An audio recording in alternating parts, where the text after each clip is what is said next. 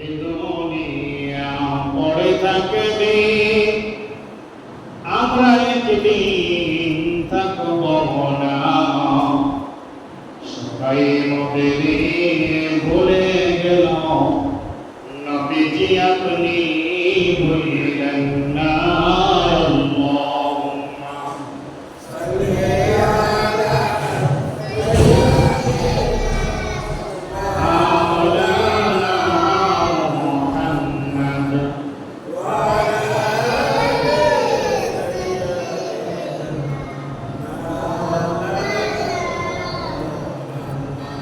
দয়াল নবীজির দেহের ছায়া জমিনেতে পড়ত না, যে জানোয়ার কথা বলতো কাফেরেরা চিনত না। আল্লাহুম্মা সাল্লি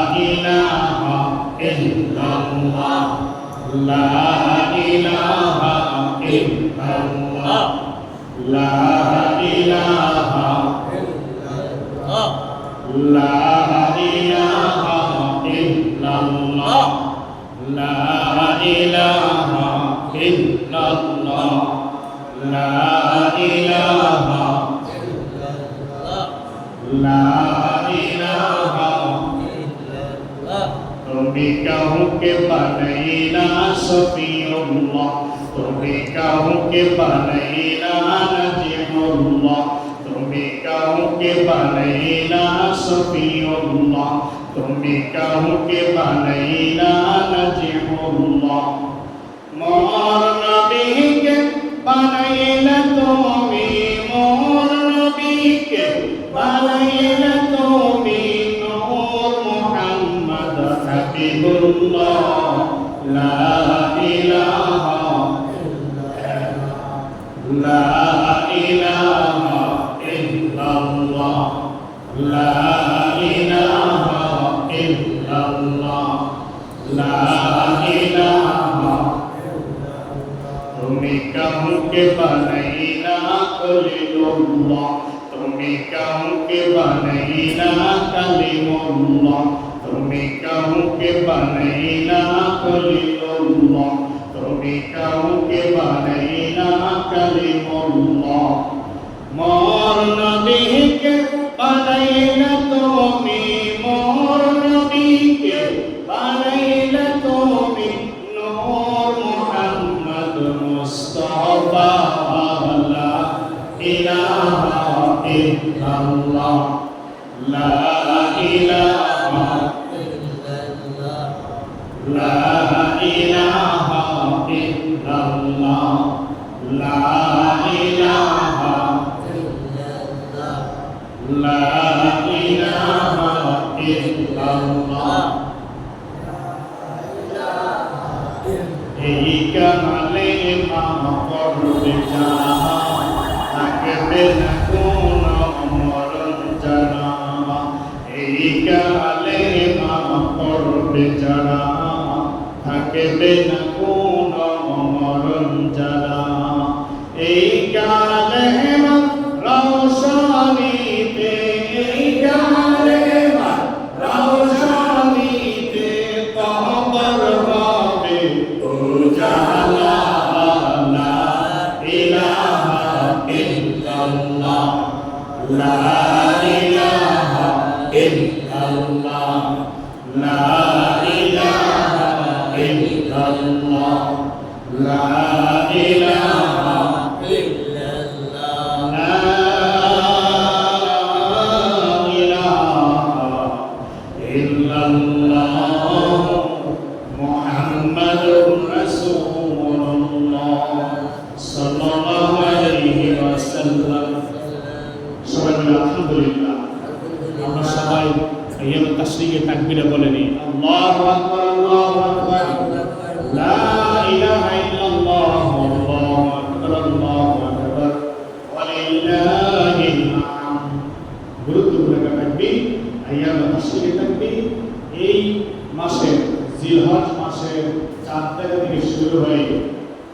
তারিখ পর্যন্ত এই তাকবীর চলে বলেন আলহামদুলিল্লাহ। অনেকে মনে করে যে শুধু 5 দিনই, 9 তারিখ থেকে, আজকে 9 তারিখ ফজর নামাজ থেকে শুরু হলো, 13 তারিখ মঙ্গলবার আসর পর্যন্ত চলবে, এটা অনেকে মনে করে। কিন্তু হাদিসে পাওয়া যায় আল্লাহ নবী সাল্লাল্লাহু আলাইহি ওয়াসাল্লামের সাহাবীরা এই আমল করেছেন এমন যে 4 জায়গা থেকে শুরু হয়ে সন্ধ্যাবেলা 4 জায়গায় গিয়েছিল, সেই সময় থেকে শুরু হয়ে 13 তারিখ পর্যন্ত চলবে। তাইলে পার্থক্যটা কি? পার্থক্য যে আইয়ামে তাশরিক আলাদা, 5 দিন ওয়াজিব, আর এছাড়া যেই কদিন সেই কদিন ছিল সুন্নাহ, সুন্নতের সাথে। তাহলে আমরা আইয়ামে তাশরিকের যে তাকবীরটা, এই তাকবীরটা এই শুধু 5 ওয়াক্ত নামাজের পরে, এখন যে 5 দিন আমাদের হাতে আছে, এই 5 দিন আমরা 5 ওয়াক্ত নামাজের সালাম করে, ফরজ নামাজের সালাম করার সাথে সাথে এই তাকবীরটা আমরা পড়ব। আর এমনি রাস্তাঘাটে চলাফেরা, ঘোরা বসা, বাজার ঘাটে যে জায়গায় খেতে খাবার থাকেন, ঘরে বাইরে সব সময় আপনি বলবেন আল্লাহু আকবার, আল্লাহু আকবার, লা ইলাহা ইল্লাল্লাহ, আল্লাহু আকবার, আল্লাহু আকবার, ওয়ালিল্লাহিল হামদ। এই 10 দিন, এই 13 দিন সবচেয়ে উত্তম আমল হচ্ছে এই তাকবীর। আইয়ামে তাশরিক এই তাকবীরটা সবচেয়ে উত্তম আমল। কুরবানি আছে, ঈদের দিন কুরবানি, ঈদের নামাজ, এছাড়া অন্য সময়গুলিতে এই তাকবীরটা পরিবেশন করব। যাই হোক বন্ধুগণ, আমরা প্রত্যেকেই আমাদের সামনে পড়িত ইয়াউমে আরাফা বলা হয় 9 তারিখ। আমাদের দেশে আজকে 9 তারিখ, যদিও সৌদি আরবে আজকে ঈদ হচ্ছে, কিন্তু আমাদের দেশে 9 তারিখ, আগামীকাল আমাদের ঈদ। আজকে যদি কি আমরা ঈদের নামাজ পড়ি হবে, কুরবানি করা হবে আগামীকাল, তাহলে আগামীকাল 10 তারিখ, 10 তারিখের আগের দিন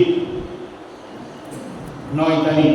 এই 9 তারিখ একটা রোজা, এই রোজা আমাদের চলে যাচ্ছে। আজকে যারা আলহামদুলিল্লাহ রোজা রেখেছেন, আমিও রেখেছি আলহামদুলিল্লাহ। আমি যখন হাদিস পেয়েছি, ছাত্র অবস্থা থেকে আমল করি, আল্লাহ নবী সাল্লাল্লাহু আলাইহি ওয়াসাল্লাম হাদিস পেশ করেছেন, এমন এক বয়ান দিয়েছেন এই ইয়াউমে আরাফার ব্যাপারে, 9 তারিখের ব্যাপারে, যে আমি অন্যান্য আরো হাদিস পড়েছি, দেখেছি যে এমন আনকমন হাদিস আমি পাই, এত ফজিলতপূর্ণ হাদিস আমি পাইনি। অন্য হাদিস আছে যেমন ইয়াউমে আশুরা, মান সামা ইয়াউমে আশুরা, যে ব্যক্তি ইয়াউমে আশুরাতে নামাজ এই রোজা রাখলো, তাহলে সেই ব্যক্তি 1 বছর গুনাহ মাফ করে দেওয়া হবে। 1 বছর গুনাহ মাফ করে দেন, এবং আরো অনেক ফজিলতপূর্ণ আমল আছে। কিন্তু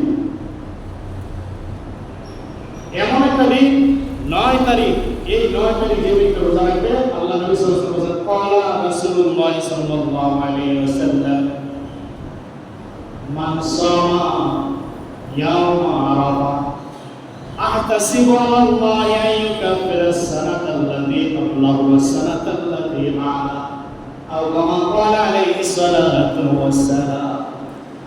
আল্লাহ নবী ইরশাদ করেন, যদি কোনো ব্যক্তি ইয়াউমে আরাফা অর্থাৎ 9 তারিখ জিলহজ মাসের 9 তারিখ কুরবানির আগের দিন যদি কেউ রোজা রাখলো, এই একটা দিন রোজা রাখার কারণে আল্লাহ তাআলা তার পেছনের 1 বছরের গুনাহ এবং সামনের 1 বছরের গুনাহ মাফ করে দেবেন। সুবহানাল্লাহ। 1 মাস গুনাহ মাফের হাদিস আর নেই, আমি পাই নাই, অন্য কেউ পাইলে পাইতো না। সিয়াসিত্তার কিতাব পড়েছি, আমি কোথাও পাইনি যে 1 বছরের পেছনে 1 বছর সামনে গুনাহ মাফ করে দেবেন। কি বুঝাবো? পেছনে 1 বছর গুনাহ মাফ। এখন আপনি আজকে যদি রোজা না পান, তাহলে যে আপনি আগামীকাল মারা যান, বা সামনে 1 বছর ভিতর মারা যান, তাহলে আল্লাহ রাসূলের হাদিস মোতাবেক বোঝা যায় যে যদি এখলাসের সহিত আপনি রোজা রাখতে পারেন, আর রোজা যদি আল্লাহ তাআলা কবুল করে থাকেন, তাহলে আপনি নিষ্পাপ মাসুম হয়ে মারা গেলেন। সুবহানাল্লাহ।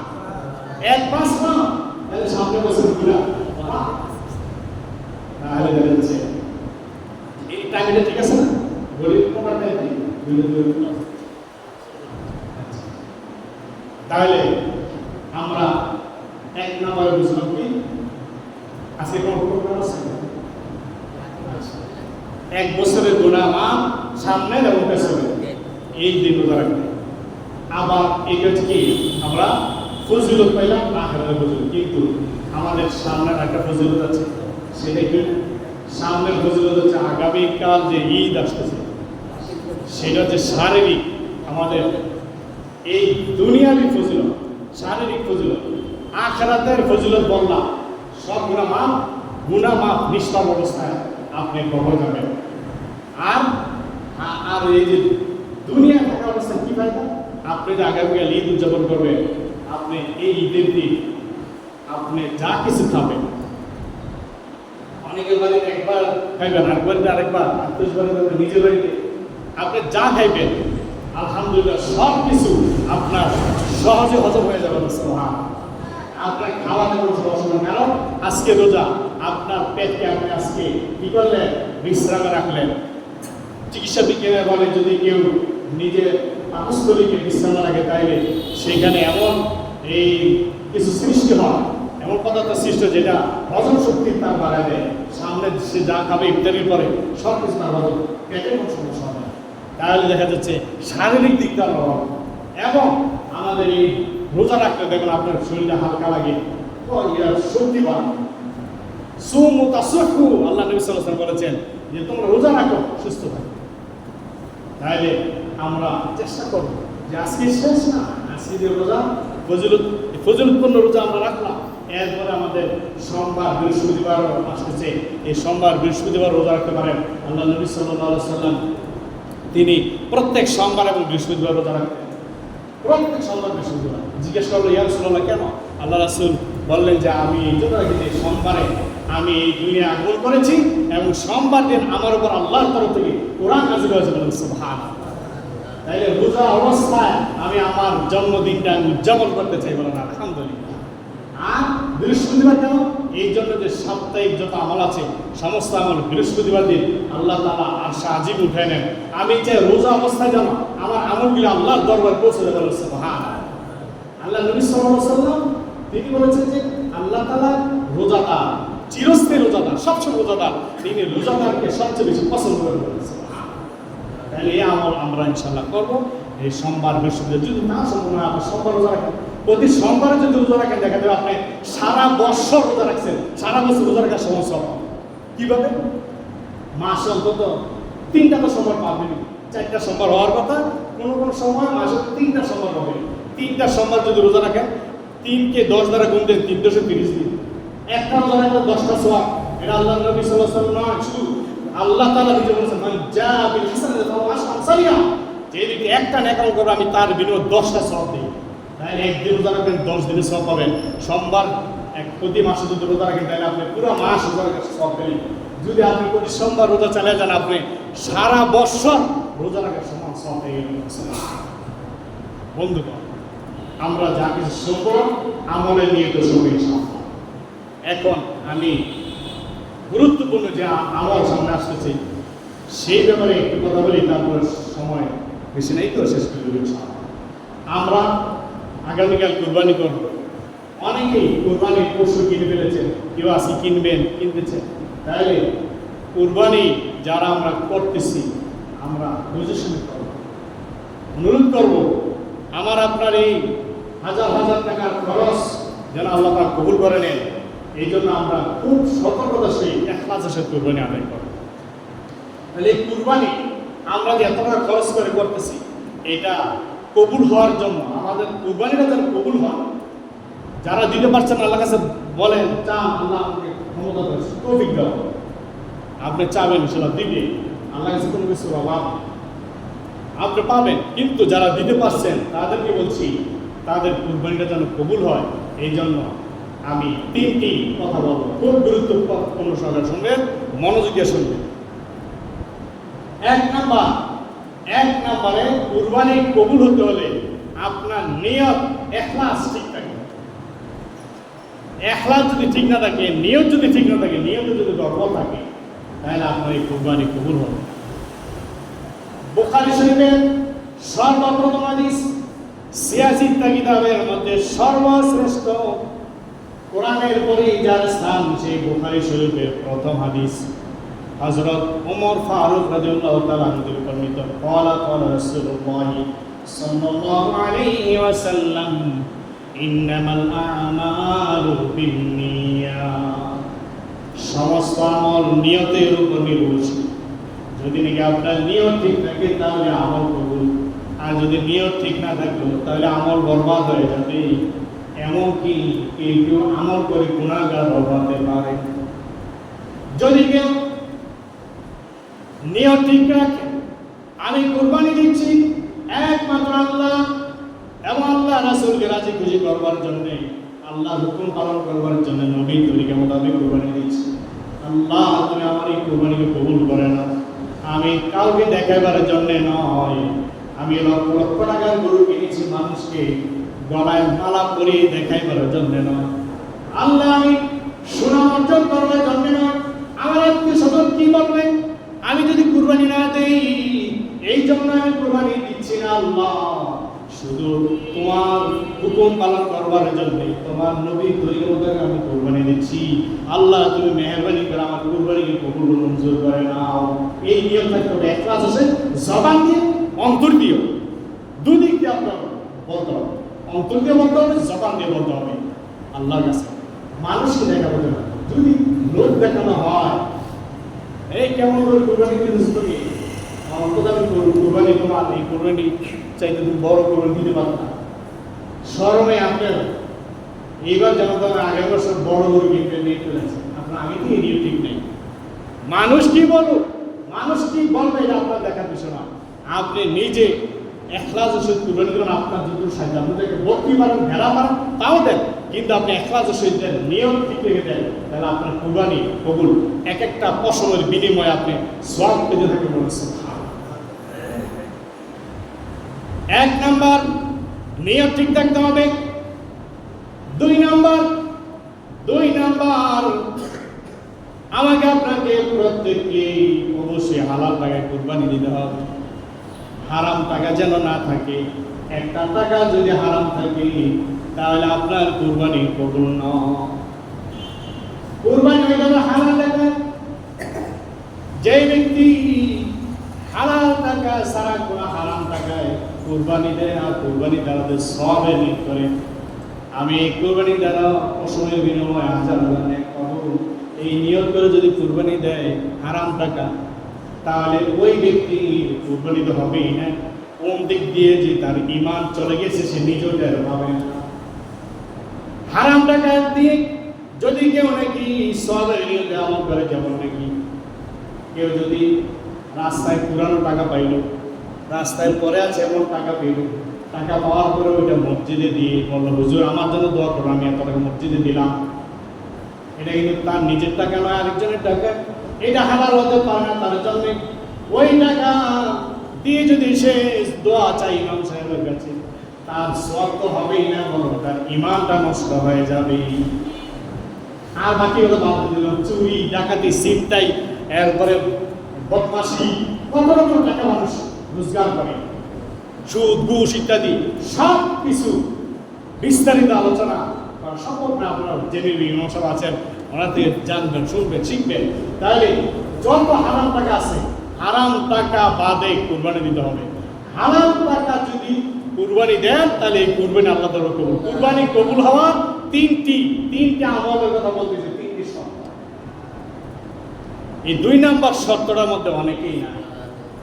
কেউ আছে ইখলাস এসে দিচ্ছে আমি কুরবানি দিতে হবে, আমি দিলাম, আল্লাহ তুমি কবুল করো মালিক, নিয়ত ঠিক আছে কিন্তু তার টাকা ঠিক নেই, তাহলে তার কুরবানি হবে না। বন্ধুগণ, আমি আপনি প্রত্যেকেই আশা করি হালাল রুজি রোজগার করি। আমরা বিশেষ করে গ্রাম অঞ্চলে অনেকে হালাল রুজি রোজগারের মাধ্যমে কুরবানি দেন। হালাল টাকায় কুরবানি দেবেন আপনি।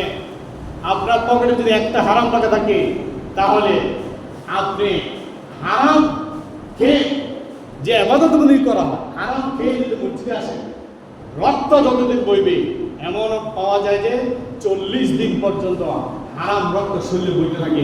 যদি কেউ হারাম টাকা খেয়ে হারাম রোজগার দিয়ে যদি কেউ এই জীবনযাপন করলো, তাহলে 40 দিন পর্যন্ত তার কোনো আমল আল্লাহ কবুল হয় না। তাহলে আমরা প্রত্যেকে চেষ্টা করব হালাল পথে চলা, আর বিশেষ করে কুরবানি হালাল টাকায় কুরবানি দেওয়া। আল্লাহ পাক আমাদের সবাইকে বুঝবার এবং আমল করার তৌফিক দেন সকলে আমিন। কারণ আল্লাহ নবী সাল্লাল্লাহু আলাইহি ওয়াসাল্লাম বলেছেন তালাবুল কাসবিল হালালি ফারিদাতুন বাদাল ফারিদা, যে যত ফরজ আছে, ফরজ ইবাদত বندگی যত আছে, সমস্ত ফরজ ইবাদত বندگی চাইতে গুরুত্বপূর্ণ আরেকটা ফরজ বندگی হচ্ছে হালাল রুজি করা, হালাল ইনকাম করা। এটা সবচেয়ে গুরুত্বপূর্ণ ফরজ, যার মাধ্যমে অন্যান্য আমল কবুল হয়। তাইলে আমরা প্রত্যেকেই এই জমানা কঠিন যদিও হয়, চেষ্টা করবো হালাল মতো চলা। কারণ আল্লাহ নবী সাল্লাল্লাহু আলাইহি ওয়াসাল্লাম ভবিষ্যৎবাণী করে গিয়েছে, সফটওয়্যারের মতো মিলে যাচ্ছে, কম্পিউটারে সফটওয়্যারের মতো মিলে যায়। লা ইউবালুন মা আখাযানি মা মিনাল হালাল ইয়া মিনাল হারাম। এমন একটা জমানা আসবে, এই জমানায় লোকগুলি যা পাবে তাই পকেটে ঢুকাবে, ওইটা হালাল কি হারাম বাঁচবে না। এমন জমানা চিন্তা করে যেভাবে সেইভাবে পকেটে ঢুকাবে।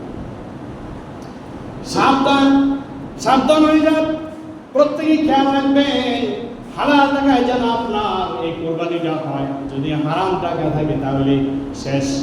আপনি এখনো সুযোগ আছে, এখনো সুযোগ আছে, তওবা করেন, আল্লাহ আমি এবার কিনে ফেলেছি, আমি এবার কিনে ফেলেছি। আপনারটা আপনি ভালো জানেন। যদি নাকি আপনি কোনো বেহক পথের টাকা যদি আপনি কোরবানিতে লাগিয়ে থাকেন, আজকেই তওবা করেন, জুমার দিন, কালকে কুরবানি, আজকে তওবা করেন, আল্লাহর দরবারে তওবা করেন, আল্লাহ তাআলা ক্ষমা করে দেবার জন্য সবসময় প্রস্তুত। আপনি আজকে জুমার আলোচনা শুনে যদি তওবা করেন, আল্লাহ আমি জীবনে কোনোদিন আর হারাম স্পর্শ করব না, হারাম টাকায় কুরবানি দেব না, আল্লাহ তুমি মেহেরবানি করে আগামীকালের কুরবানি তুমি কবুল করে নাও, এই বছরের কুরবানি তুমি কবুল করে নাও। আল্লাহ রাব্বুল আলামিন দয়াবান গফুরুর রহিম, সাথে সাথে মাফ করে দিয়ে আপনার কুরবানি কবুল করবে। কেন বলেন আমি যদি তওবার মতো তওবা করতে পারি, শুধু তওবা কবুলের 5টা সপ্তাহ বলি যাব না, সময় নাই। আপনারা জেনে নেবেন হুজুরের কাছ থেকে, ভালো যে ইমাম পেয়েছেন আলহামদুলিল্লাহ, ওনার কাছ থেকে আপনারা অনেক কিছু শিখতে পারবেন, জানতে পারবেন। জানেন 3 নাম্বার কুরবানি কবুল হওয়ার 3 নাম্বার শর্ত হচ্ছে আপনি যে কুরবানি করতেছেন, এই কুরবানিটা রাসূল সাল্লাল্লাহু আলাইহি সাল্লামের তরিকা মোতাবেক হইতে হবে। তরিকা মোতাবেক, আল্লাহ রাসূলের তরিকা মোতাবেক যদি না হয়, সুন্নাত মোতাবেক যদি কুরবানি না হয়, তাহলে কুরবানি কোনো লাভ নেই। আপনি নিয়ত করেছেন 100% খালেস, আপনি সুন্দর নিয়ত করেছেন, তারপরে আবার আপনি 100% হালাল টাকায় কুরবানি কিনেছেন, পশু কিনেছেন, হালাল টাকা দিয়ে আপনি কুরবানি দিচ্ছেন, কিন্তু আপনি সুন্নত পদ্ধতিতে আপনি কুরবানি করলেন না। সুন্নত পদ্ধতিতে রাসূলের তরিকা মোতাবেক আপনি কুরবানি না করার কারণে আপনার এই কুরবানি বরবাদ হয়ে যাবে, বাতিল হয়ে যাবে। কি করতে হবে? আল্লাহ রাসূলের তরিকা মোতাবেক। কি তরিকা? কি তরিকা তো জানা দরকার আছে, তাই না? কিভাবে কুরবানি করবেন? ঈদগার মাঠে হয়তো এমন আলোচনা করা যায় না, এই তো সময় নেওয়া যায়। তারপর কেউ কেউ করবেন শুধু আলোচনা কি করেন, অনেকে কুরবানি কিভাবে শুনতে হবে। আমি ঈদের নামাজ পড়ে বারাবিল এলাকা, আপনারা তো জানেন, বারাবিল এলাকা চিনেন, এই বারাবিল এলাকায় ঈদের নামাজের সুবাদে আপনাদের এলাকা আসা, তাহলে আপনাদেরকে নিয়ে আজকে এই প্রথম আপনাদের এলাকায় আমি জুমা পড়তেছি। তাইলে আমি কিন্তু ঈদের নামাজ পড়ে 5 গ্রাম মিলে একসাথে হাজার হাজার লোক বসে, কেন ইউটিউবে সার্চ দিলে পাবেন, সেই আমার ওয়াজ হয়েছে আজাদি দরবার শরীফ, আজাদি দরবার শরীফ, নিজামুদ্দিন আজাদি লিখে আপনার ইউটিউবে সার্চ দিলে পেয়ে যাবেন। তাইলে এই কুরবানি করার পদ্ধতি, তরিকা কি? তরিকা হচ্ছে আপনি গরুটা সুন্দর মতো আপনি আগে গোসল করাবেন, সকালবেলা গোসল, নিয়মিত আগের দিন গোসল করে ফেলা, আজকে গোসল করে দিন। আগামীকাল গোসল করতে পারেন না, আপনার সেটা জরুরি নেই, করাতে পারলে ভালো। গোসল করাবেন, সুন্দর মতো পানি খাওয়া, কিচ্ছু খাবার দিবেন না। কালকে সকাল থেকে নিয়ে আর কোনো খাবার নেই, আপনি রাত্র পর্যন্ত খাওয়াবেন, সকাল থেকে নিয়ে আর খাবার নেই, শুধু পানি খাওয়াবেন।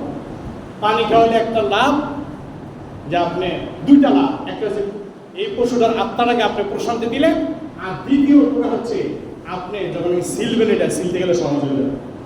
পানি যত খাওয়াবেন সিলতে সহজ হবে, চামড়া সিলা সহজ হবে। তাইলে আগামীকাল গোসল করে পানিটা খাওয়াই, তারপর আপনি তো ঈদগাহ যাবেন, ঈদের নামাজ আদায় করবেন। ঈদের নামাজ শেষে আপনি যখন কুরবানি করতে আসবেন, ছুরি যেটাতে জবাই করবেন খুব ধারালো জমা হয়, ধারালো ছুরি দিয়ে জবাই করতে হবে, সহজে জবাই করা যায়। এরপরে দেখেন সোয়ানের সময় অনেকে অনেক কিছু করে, দড়ি দিয়ে বাঁধে, কিন্তু আপনি এমনভাবে এই বাঁধবেন না, এমন কষ্ট দিবেন না যেটা দ্বারা এই প্রাণীটা অনেক কষ্ট হয়, এমন আচরণ করবেন না। আপনি বাঁধবেন যেদিকে আপনি গর্ত করছেন, গর্ত করে অনেকে গর্ত যাবে জন্য, ওই গর্ত করতে গিয়ে আপনি দেখা যাচ্ছে যে যেদিকে গর্ত করেছেন গরুর শোয়াইতে গিয়া ওদিকে আর মাথা যায় নাই, গর্ত বানানো তার গলা যায় নাই। এখন কি করতেছে, অনেকে টানা হেঁচড়া করে তারপরে ওই গর্ত দিকে নিয়ে আসে। এটা কিছুতে ঠিক না। আজকে শুনে রাখেন, গরু শোয়ানোর পরে অনেক কষ্ট পায়, এই শোয়ানোর সাথে সাথে তাকে জবাই দেওয়া উচিত, কিন্তু আপনার এই গর্ত খোঁজা উচিত নয়। এমনকি যদি আপনি শোয়াই দিয়েছেন, মাথা দিবেন দক্ষিণ দিকে, পা গুলি থাকে পশ্চিম দিকে, পশু সাধারণত মাথাটা দক্ষিণ দিকে থাকে, পশ্চিম দিকে মুখ করে তারপর যিনি জবাই করবেন তিনি জবাই করেন। এটা একবার সুন্নত পদ্ধতি, ঠিক আছে। কিন্তু বিশাল গরু আপনি শোয়াই দিয়েছেন, বকরি হলো অন্য কথা, যদি গরু আপনি শোয়াইছেন মাথা গেছে পূর্ব দিকে, মাথার পূর্ব দিকে, পা গেছে দক্ষিণ দিকে, এখন আপনি টানা স্থান করবেন না, পূর্ব দিকে থাকুক, কোনো সমস্যা নাই, আপনি জবাই করে দেবেন। ফাওয়াল্লি ওয়াজহাকা শাতরাল মাসজিদিল হারাম আইনামা তুওয়াল্লু ফাসাম্মা ওয়াজহুল্লাহ, যেদিকে তোমার মুখ ফেরানো কেন, পশুর মুখ ফেরানো কেন, সেদিকে আল্লাহ তাআলা আছেন। সুবহানাল্লাহ, কোরআন আয়াত। আইনামা তুওয়াল্লু ফাসাম্মা ওয়াজহুল্লাহ, যেদিকে তোমার মুখ থাকে সেদিকে আল্লাহ আছেন, অর্থাৎ কোনো সমস্যা নেই, যেদিকে হোক সেদিকে আপনি পশুর যেন কষ্ট হয়। মূল একটাই মাকসাদ, পশুর যেন কষ্ট না হয়। শুধু পশু দিকে তাকায় দেখেন, শুরু করছি গোসল করা দিকে নিয়ে শেষ পর্যন্ত দেখবেন। তাইলে এবার আপনি যেদিকে পড়ছে সেদিকে চেষ্টা করবেন, তো আগে দক্ষিণ দিকে রাখতে, সোয়াই দিকে যদি অন্যদিকে চলে যায় তাহলে সেইখানেই আপনি জবাই করে দেবেন। যথাসম্ভব দ্রুত জবাই করবেন। জবাই করার সময় মনে রাখবেন 4টা রক কাটতে হয়, কিন্তু 4টার মধ্যে যদি 3টা অন্তত কাটেন, 3টা রক কাটলে আপনার সহি হয়ে যাবে। গলার যে ধুর আছে, এই যে হলকুম বলা, হলকুম, এটা তো কাটবেন, এটা অটোমেটিক প্রথমেই কাটা যায়। এবং ঘাড়ের 2 পাশে 2টা রগ আছে সাহারা, এই 2 পাশে 2 রগ যদি আপনি কাটতে পারেন, বাস ওকে, আপনার রক্ত প্রবাহিত হইতেই থাকবে, অনেক রক্ত প্রবাহিত হবে। এই 2 রগ কাটলে, 2 রগ না কাটতে দেবেন, আস্তে আস্তে কম রক্ত কম বের হবে, তাহলে এই 2 রগ কাটতে হবে, আর এই হলকুম কাটবেন, বাস আপনি কুরবানি হয়ে যাবে। তাইলে এই কুরবানি করতে গিয়ে, জবাই করতে গিয়ে আপনার রগ কাটবেন, কাটার পরে দেখতেছেন গরু লাফাইতেছে। অনেকে আছে তাড়াতাড়ি মানে আরেক জায়গায় দেবো, আরেক জায়গায় গরু বানাবে, এই জন্য তাড়াতাড়ি এই কি করে, গরুর গলার ভিতরে এইভাবে এই ছুরি ঢুকায়, গরু লাভ ধরে, অরিজিনাল। আজকে দিয়ে শুনে জানি মাসালা, অনেকে জানে না, এই মাসালা শুনে যান। নিষেধ যদি কেউ আপনি এই কেউ যদি নাকি গরুর এই জবাই করে, যদি গরুর মধ্যে গলার ভিতরে যদি ছুরি ঢুকায় তাড়াতাড়ি এই জন্য সে নিস্তেজ হয়ে যায়, এই জন্য যদি সেই কাজ করে তাহলে মনে রাখবেন তার কুরবানি বাতিল হয়ে যাবে, বরবাদ হয়ে যাবে।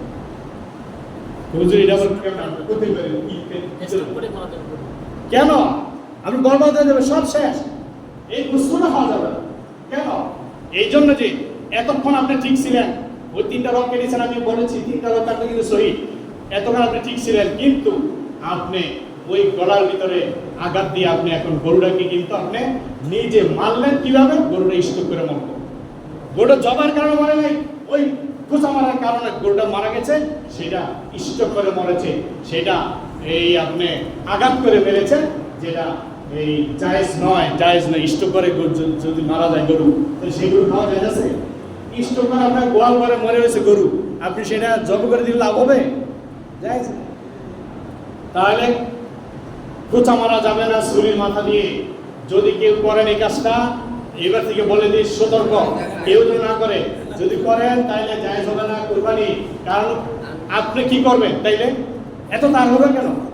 জবাই করেছেন, তারপর দেখবেন আস্তে আস্তে রক্ত যখন প্রবাহিত হতে থাকবে, রক্ত প্রবাহিত হইতে আস্তে আস্তে নিস্তেজ হয়ে যাবে, কিচ্ছু হবে না। দেখেন আপনার এই হাতটা, একটা কথার কথা নজিরও আছে, আপনার এই হাতটা এইভাবে যদি আপনি আত্মহত্যা করতে চান, নাউজুবিল্লাহ, আপনার হাতটা একটু কাইটা শুধু আপনি শুয়ে থাকবেন, সারাক্ষণ শুয়ে থাকবেন, গোপন জায়গায় কেউ না দেখে, আপনার ডাক্তারখানা যখন নিয়ে না যান, রক্ত যখন বন্ধ না করে, আপনার আস্তে আস্তে কিছুক্ষণ পরে শেষ, দুটো দিক বিদে হবে না। শুধু হাতটা আপনি গরুর গলা কেটে ফেলেছেন, 3টা রক শেষ, তারপর আপনি কেন এত চিন্তা করতেছেন? গরুটা তো কিছুক্ষণ পরই নিস্তেজ হয়ে যাবে, রক্ত যখন সব বের হয়ে যাবে, নিস্তেজ হয়ে যাবে। তাইলে জায়েজ নাই যদি নাকি কেউ খোঁচা মারে, লাভ দেওয়ার গরু তখন স্ট্রোকের মারা যায়, এই কারণে জায়েজ নাই। আরেকটা কারণে জায়েজ নাই, আপনার ভিতরে প্রবাহিত রক্ত যেটা প্রবাহিত হতে হবে, শরীর থেকে যে রক্তটা বের হতে হবে, যেটা যেন সুন্দর তরিকা, যেটা যেন আল্লাহ রাসূল বলেছেন জবাই করে খাও তোমরা, জবাই ছাড়া কোনো প্রাণী খায় না। কেন? ভিতরে যে রক্তটা থাকে প্রবাহিত হওয়ার মতো রক্ত, ওই রক্তটা প্রবাহিত হইতে দিলেন আপনি, আগে মারা গেল গরু, তো প্রবাহিত না হওয়ার কারণে ওই রক্তটা আপনার গোশতের সাথে মিশে যাবে, গোশতে থাকবে, এইটা যদি আপনি খান তাহলে আপনি অসুস্থ হবেন। এই রক্ত প্রবাহিত হইতে হবে, আর না কিন্তু অসুস্থ হয় মানুষ এই রক্ত খাওয়ার কারণে। তাহলে আমাদের প্রত্যেকেরই হুঁশিয়ার হইতে হবে যে গরু জবাই পরে আমরা একটু শান্ত থাকবো। গলা উঠাই নিয়েছি, এমন আছে না জবা করার পরে গাল উঠায় না, উঠা কিছুক্ষণ পর রক্ত প্রবাহিত হইতে হইতে সে নিস্তেজ হয়ে যাবে। আরেকটা কাজ করে অনেকে এই যে চামড়া সিলার জন্য এগুলি কাটতে থাকে, তাই না? পায়ের রক্ত কেটে দেয়, তাড়াতাড়ি নিস্তেজ হয়ে যায়, এটাও ঠিক না। আপনি এগুলি কিচ্ছু করা যাবে না, রক্ত প্রবাহিত হইতে দেন, তারপরে ইনশাল্লাহ আপনি আস্তে কাজ করেন। যে তাড়াহুড়ো করবো তাকে নেবেন না, এবার চেক করেন, বলে দেন আগে, যদি তাড়াহুড়ো করেন লোক পাল্টাইবেন। আমি সতর্কতার জন্য বলছি, আল্লাহ পাক আমাদের সবাইকে বোঝার তৌফিক দান করেন, আমিন। নাইলে কি, এক নম্বরে নিয়ত ঠিক থাকতে হবে কুরবানি কবুল হওয়ার জন্য, দুই নম্বরে ঠিক থাকতে হবে হালাল টাকায় কুরবানি হচ্ছে কিনা, হালাল টাকা। তিন নম্বরে কুরবানি কবুল হওয়ার জন্য শর্ত হচ্ছে আপনার সুন্নত পদ্ধতিতে তরিকা মোতাবেক কুরবানি হচ্ছে কিনা। আল্লাহ পাক আমাকে এবং আপনাদের সবাইকে আমল করার তৌফিক দিন সবাই, আমি। সম্মানিত বন্ধুগণ, সময় হয়ে গিয়েছে, কিন্তু আমি সর্বশেষ একটা কথা বলে দিই, সেটা হচ্ছে যে আমরা কুরবানি করি, এই কুরবানি শরীয়তের কুরবানি করতেছি, তরিকতের যে কুরবানি, আল্লাহ রাসূলের যে কুরবানি, নবীদের যে কুরবানি, ইব্রাহিম আলাইহিস সালামের কুরবানি, ইসমাঈল আলাইহিস সালামের কুরবানি করতেছে। কুরবানি আসবে ঠিক না, সে গোড়ায় হাত দেন, সেই ইতিহাস দেখেন, সেখানে যদি যাই দেখা যায় আমাদের অনেকে কুরবানি হয় না। কি হয়? জাহিরি কুরবানি হয়, বাতিনি কুরবানি হয় না, শরীয়তের কুরবানি হয়, আমাদের তরিকতের কুরবানি হয় না। তরিকতের কুরবানি করতে হলে কি করতে হবে? আমার আপনার প্রত্যেকে এই যে পশু জবাই দিতেছি, পশু জবাইয়ের মাধ্যমে আমার প্রত্যেকের মনের পশুকে জবাই দিতে হবে। মনের পশু, বনের পশুর সাথে সাথে মনের পশুকে জবাই দিতে হবে। আল্লাহ পাক আমাদের সবাইকে বুঝবার ও আমল করার তৌফিক দান করুন, আমিন। ওয়া আখিরু দাওয়ানা আলহামদুলিল্লাহি রাব্বিল আলামিন। যারা সুন্নাত করেনি, যারা শব্দ জমা করেনি,